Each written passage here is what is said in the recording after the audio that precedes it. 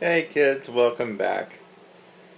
We're here doing a little fun with Music History 101, and we're kind of finding out the inside scoop of some of these composers. It's really quite fascinating, actually, and not quite as dry as your 1,500-page music history book that you probably have a cup of coffee on right now at home.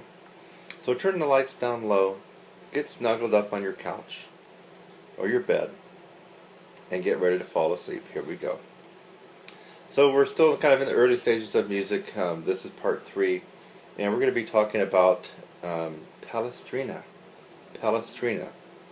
So here we go. Just sit back, turn everything down low, make sure that you shut off the coffee maker, turn off the lights, and you're ready to snooze and go right to sleep. Here we go now. Nap time.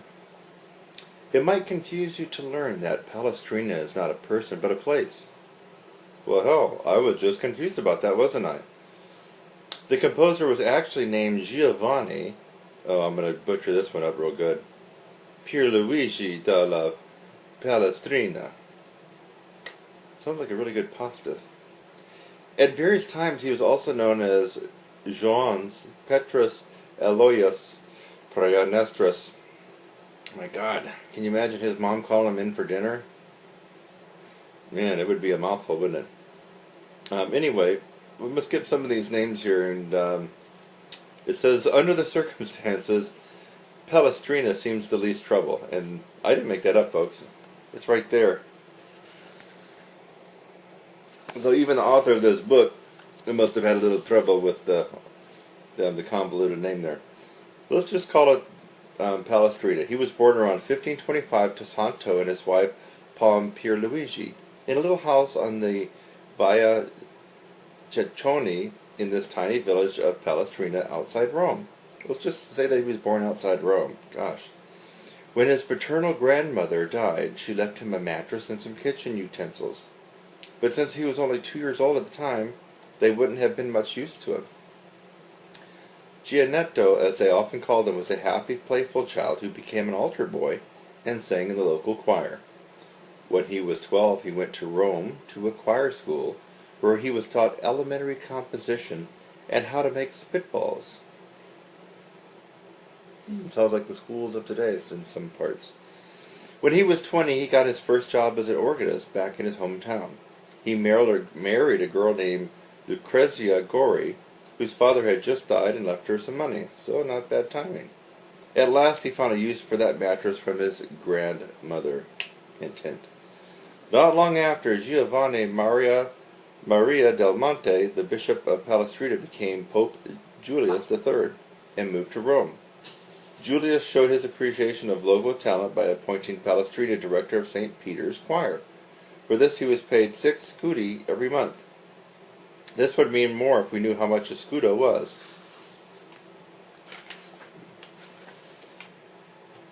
Palestrina was later made a singer in the pontifical choir, even though he didn't have a very good voice. His pay went up to 10 scudi a month. Julius III died in 1555 and was replaced by Pope Marcellus II, who reigned for a grand total of 3 weeks. He died suddenly when something he ate didn't agree with him. Marcellus II would hardly be worth mentioning except that Palestrina dedicated his Missa Papae Marcelli to him, thereby single-handedly saving the future of music forever. Well, that's what his biographer Giuseppe Bini says, and who are we to agree with that biographer? It seems that church music at the time had gotten a little too racy, and the new Pope, Paul IV, called for it to be cleaned up. Composers had been using bawdy songs as the basis for their church music. Worst of all, no one could understand the words. That's pretty funny.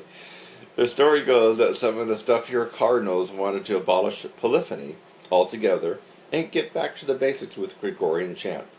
Palestrina showed them the Pope Marcellus Mass and was able to convince them that some of this music could be quite respectable. Evidently the cardinals fell for it. Palestrina was by no means your typical artsy-fartsy musician. He was a pretty shrewd businessman who sold barrels of sacramental wine to the church to make extra money. He wasn't very good at saving, though. When his son Angelo died suddenly, Palestrina had to borrow money to repay the bride's dowry, which he'd spent already. Oops. Palestrina's wife died in 1580 of the dreaded sheep flu, which left the composer quite upset. For a while, he even considered giving up music and becoming a priest. He got as far as shaving his head and then changed his mind.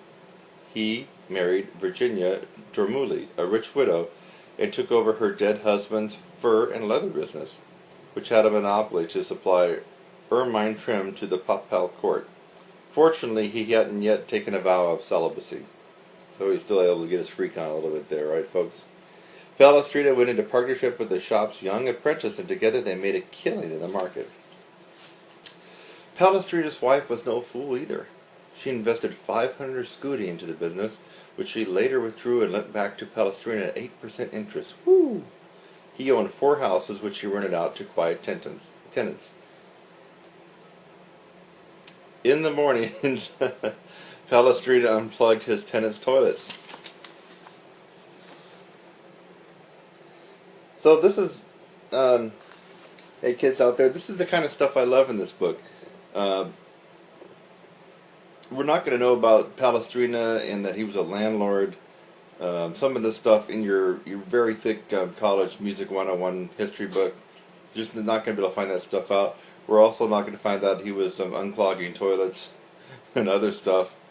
And this is pretty interesting behind the scenes stuff of him.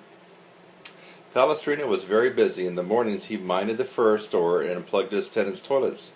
So I would have never owned that. I never knew this after going through music history, and I took music history more than 15 years ago, folks. So that's why, if it seems like I'm a little blurry on some of the stuff, it is. And music history was one of my least favorite classes. So, but this book actually kind of sheds a little bit more color on it, and I like it. So I never would have known that Palestrina was a business person and also a landlord. Anyway, let's continue. So somehow he found time to write 93 masses and 500 motets. Yikes. Not to mention the 4 books of madrigals and other assorted church music. With this output, it is nothing compared to the vast number of works, nearly 2,000 composed by Palestrina's contemporary Orlando de Lasso. Orlando was born in Belgium in 1530 or so and had such a fine voice as a boy that he was kidnapped 3 times by rival choirs. Let's see, where can you get this information? Lasso did very well for himself, always managing to get hired by rich patrons who let him travel all over Europe in grand style. Once, when the church authorities organized a solemn process,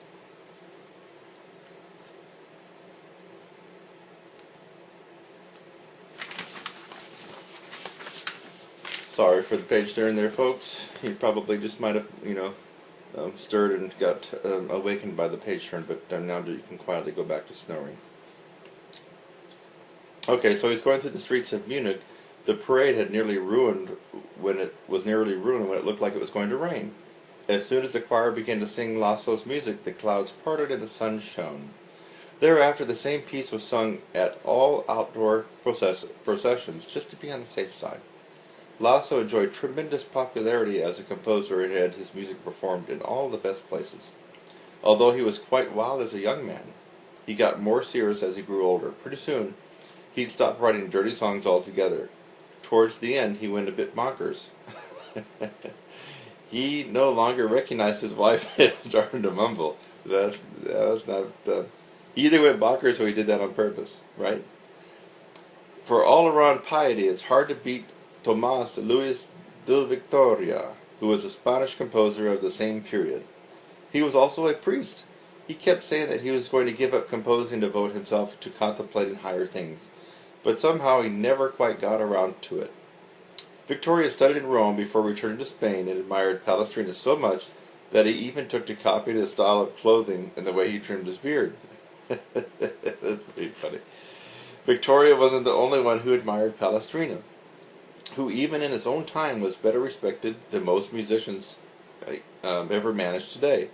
Just 2 years before Palestrina's death, a group of other composers got together and printed some music, which they dedicated to Palestrina, whom they called an ocean of music knowledge. They said that compared to him, they were merely rivers whose life is bound up with the sea. Palestrina was flattered, but had to ask them to stop before his feet got too wet. Palestrina died in 1594 and was buried in the St. Peter's Cemetery. Over the years, What with all the renovations and everything, we seem to have misplaced his grave. But he's still there somewhere decomposing. That's really, really funny. So, we know he's buried there, but they just don't know where now. So it's hilarious. Anyway, there you have it, folks. Story time with Kurt Thompson, going over Palestrina. It's time to wake up now and go get a glass of water, and then head back onto your nap. So, until next time, Kurt Thompson, and we'll see you. Good night, kids.